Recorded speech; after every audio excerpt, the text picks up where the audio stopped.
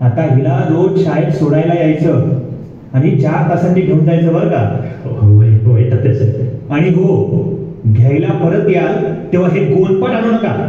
कुणालाही न घाबरता ताठ मानेनं तिला शाळेतून घरी घेऊन जा.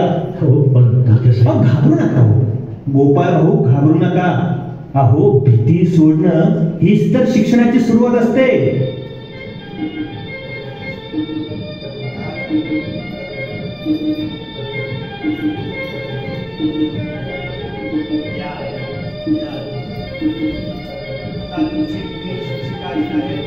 आता बघता बघता 1853 आपली ही 4थी शाळा सुरू होणार आहे.